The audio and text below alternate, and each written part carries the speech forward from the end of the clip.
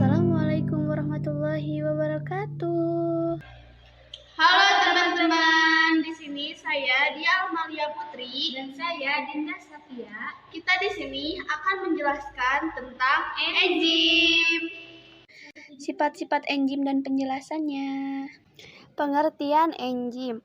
Enzim merupakan senyawa organik atau katalis protein yang dihasilkan oleh sel dan berperan sebagai katalisator yang dinamakan biokatalisator. Jadi, enzim dapat mengatur kecepatan dan kekhususan ribuan reaksi kimia yang berlangsung di dalam sel. Semua proses biologi sel memerlukan enzim agar dapat berlangsung dengan cukup cepat.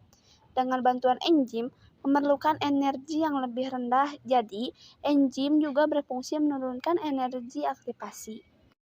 Yang pertama, struktur enzim. Keseluruhan bagian enzim disebut haloenzim. Enzim tersusun dari dua komponen utama, yaitu protein dan non-protein. Nah, yang pertama komponen protein, atau yang bisa juga disebut dengan apoenzim, merupakan komponen yang bersifat labil karena mudah berubah. Misalnya, oleh pengaruh suhu dan keasaman, apoenzim sangat penting dalam aktivitas enzim karena memiliki sisi aktif dengan bentuk yang spesifik untuk suatu substrat. Sisi aktif enzim merupakan bagian dari gugus protein yang berfungsi sebagai tempat melekat dan mereaksikan suatu substrat. Substrat merupakan bahan atau molekul yang dikatalis oleh suatu enzim. Dapat berupa karbohidrat, protein, dan lemak. Yang kedua yaitu komponen non-protein atau bisa disebut juga dengan gugus prostetik. Memiliki sifat stabil pada suhu yang relatif tinggi dan tidak berubah pada akhir reaksi. Gugus prostetik dibedakan menjadi kofaktor dan koenzim. Yang kedua, sifat enzim. Sampai saat ini telah dikenal lebih dari 2000 jenis enzim. Secara umum, enzim memiliki sifat-sifat sebagai berikut. Poin pertama merupakan protein karena penyusun utamanya adalah protein. Poin yang kedua, mudah terpengaruh oleh perubahan lingkungan seperti suhu dan pH.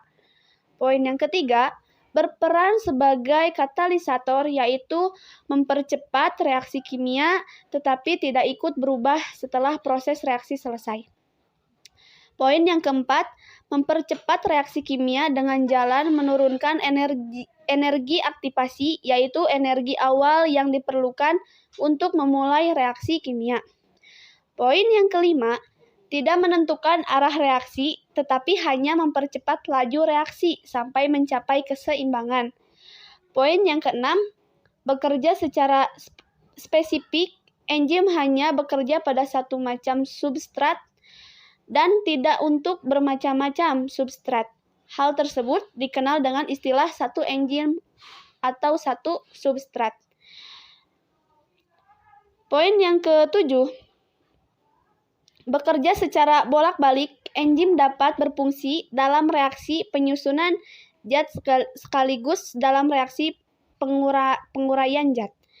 Nah, poin yang terakhir, dibutuhkan dalam jumlah sedikit enzim mampu mengkatalis reaksi kimia. Ketiga, mekanisme kerja enzim. Cara kerja enzim adalah mengikat ke satu atau lebih molekul reaktan. Molekul-molekul ini adalah substrat enzim.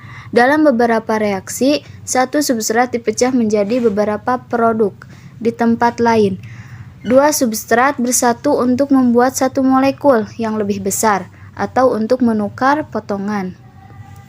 Ada dua hipotesis yang menjelaskan tentang mekanisme kerja enzim, yaitu poin yang pertama yaitu hipotesis lock and key. Yang kedua, hipotesis induksi fit. Menurut lock and key, enzim memiliki sisi aktif yang kosong. Sisi aktif tersebut merupakan tempat menempelnya substrat agar enzim dapat bekerja. Ketika substrat menempati sisi aktif enzim, enzim tersebut menjadi kompleks enzim. Sisi aktif enzim memiliki bentuk yang spesifik dan tidak fleksibel.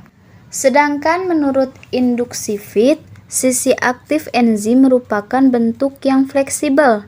Ketika substrat memenuhi sisi aktif enzim, bentuk sisi aktif termodifikasi dan membentuk kompleks yang sesuai. Ketika produk sudah terlepas dari kompleks, enzim akan kembali ke bentuk semula dan kembali tidak aktif sehingga substrat yang lain dapat bereaksi dengan enzim tersebut. Keempat, faktor-faktor yang memengaruhi aktivitas enzim. Ada beberapa faktor yang dapat memengaruhi kecepatan reaksi enzim, yaitu sebagai berikut. Faktor yang pertama yaitu suhu. Setiap enzim memiliki suhu optimum, yaitu suhu yang paling baik untuk melangsungkan reaksi secara maksimal. Pada manusia, suhu optimum berkisar antara 35 sampai 40 derajat Celcius. Suhu yang terlalu tinggi dapat menyebabkan denaturasi atau rusaknya struktur enzim, sehingga enzim tidak dapat bekerja. Faktor yang kedua yaitu pH atau derajat keasaman. Pada umumnya, pH optimum enzim berkisar antara 6 sampai 8. Namun, pada tubuh manusia terdapat beberapa pengecualian. Contohnya, pepsin atau enzim pencernaan pada lambung bekerja efektif pada pH 2. Perubahan yang cukup tajam pada pH dapat menyebabkan enzim tersebut mengalami denaturasi. Faktor yang ketiga yaitu inhibitor atau penghambat. Ada dua jenis inhibitor, yaitu inhibitor kompetitif dan inhibitor non-kompetitif. Inhibitor kompetitif merupakan senyawa kimia menyerupai substrat yang dapat bereaksi dengan sisi aktif enzim. Jika sisi aktif enzim telah terisi oleh inhibitor kompetitif, maka substrat tidak dapat berikatan dengan enzim. Nah, sedangkan inhibitor non-kompetitif merupakan senyawa kimia yang menghambat kerja enzim dengan cara melekat pada bagian selain sisi aktif disebut sisi allosterik. Akibatnya, bagian sisi aktif enzim sulit berikatan dengan substrat, sehingga enzim tidak dapat mengubah substrat menjadi produk. Faktor yang terakhir yaitu konsentrasi substrat. Jumlah substrat yang berlebihan dapat menyebabkan penurunan kerja enzim. Untuk mengatasi hambatan tersebut, biasanya sel akan menambah jumlah enzim dengan cara melakukan sintesis enzim. Nah, penjelasan tentang enzim yang terakhir yaitu pengelompokan enzim.